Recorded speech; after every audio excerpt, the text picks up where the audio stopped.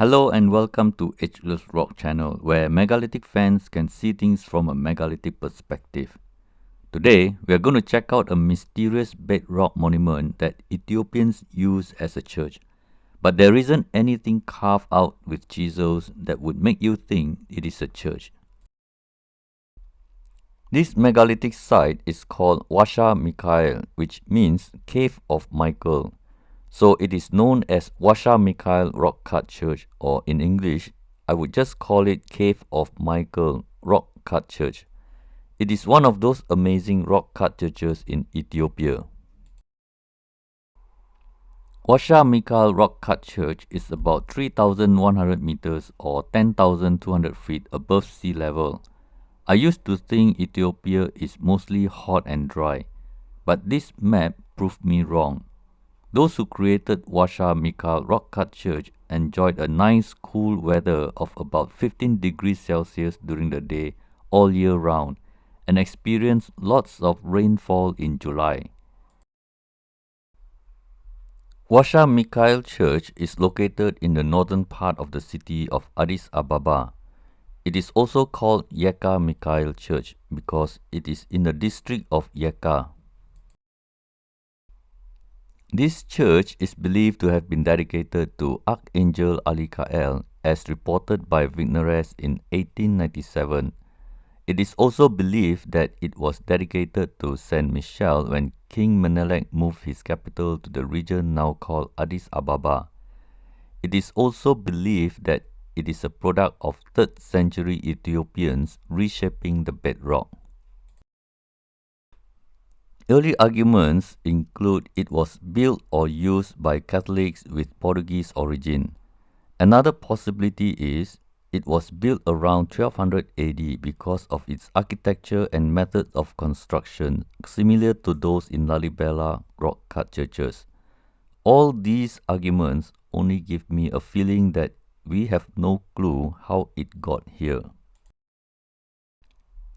Rochette de Héricourt came to this site in 1843 and the roof in the middle, behind the west door, has not yet collapsed. State of dilapidation was noted by Reverend Matthew in 1930. Moneret de Villard excavated this site in 1938. He cleared earth and debris in the tunnel, the church interior, the courtyard, and a circular tomb with stelae.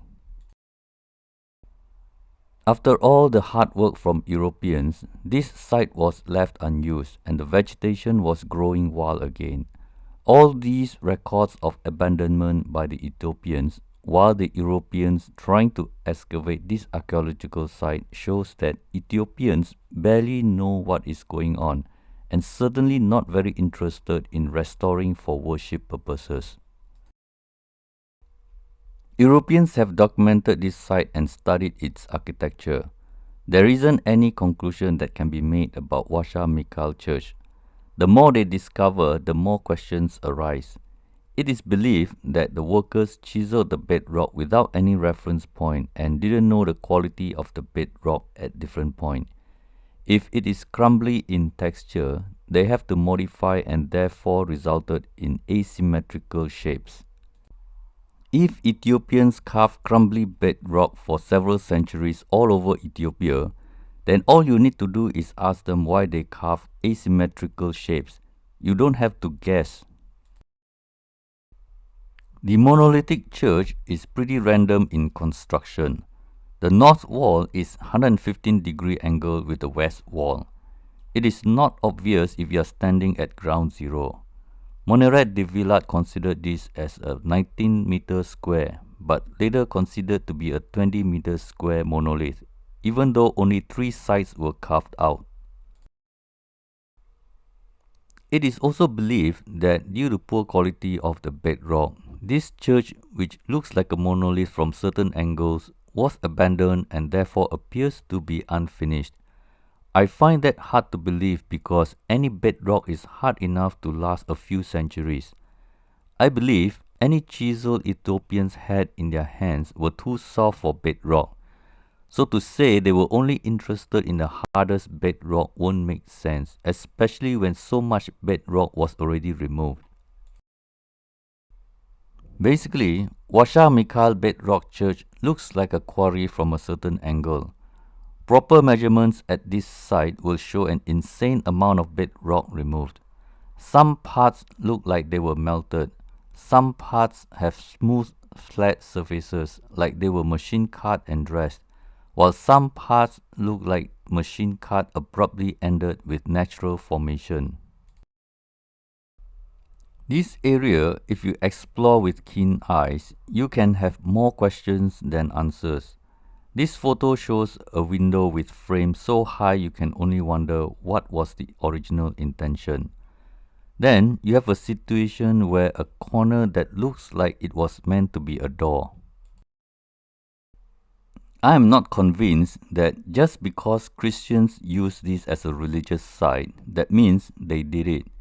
Unnatural caves created out of bedrock is a dilemma for archaeologists and historians in all megalithic sites around the world. This cave is unique because there are bas reliefs on the northern wall, southern wall, and western wall. On the north wall of Washa Mikael bedrock church, measuring 9 meters long, there is an interesting bas relief. It is like a cave with caveman painting or petroglyphs, but instead of painting, it is a row of sculptures depicting elephants, giraffes, birds, cattle, camelids, and other animals that look like mythical creatures. These bas reliefs are so old they predate Christianity in Ethiopia. Archaeologists believe that this bedrock was first created by Ethiopians who were not yet Christians.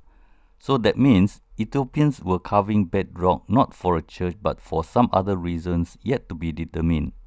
This is an absolutely mind-blowing assumption or belief.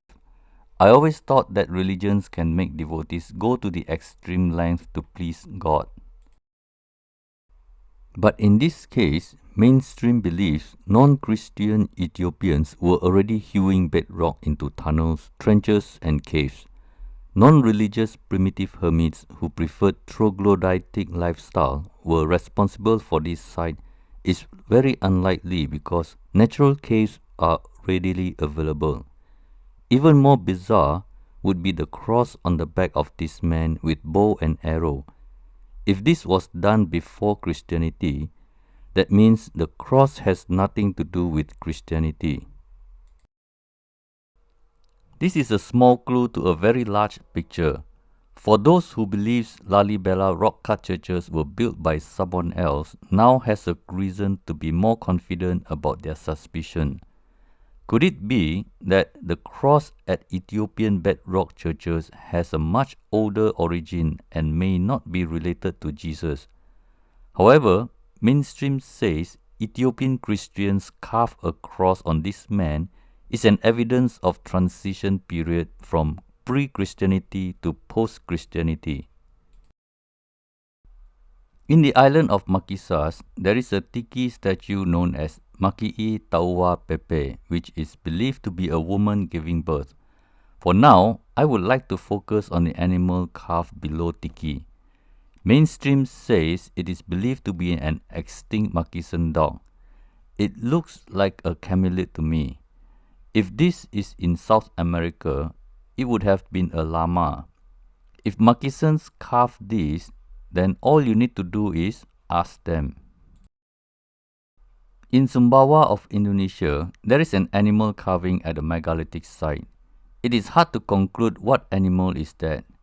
Isn't it weird that creatures carved on stones at megalithic sites are usually hard to guess? The ancient people seems to be able to carve very well, but yet when it comes to animals, we usually have to guess. At Gobekli Tepe, we have animals on T-pillars that look like four-legged canines. Whoever made the pillars definitely can carve a more accurate depiction of the animals they intended to represent, unless it was meant to be an abstract art. But when you look at all these megalithic reliefs of animals around the world, you can immediately get an idea that they were of the same culture or the same civilization we are not familiar with. I think these bas reliefs at Washa Mikael proof that someone else was here first. So, when you visit this site in your next vacation, snoop around and look for clues that only megalithic fans with megalithic lens can see. This entrance with a typical megalithic frame and two mysterious marks on the wall might send you to another world if you know the right sound frequency.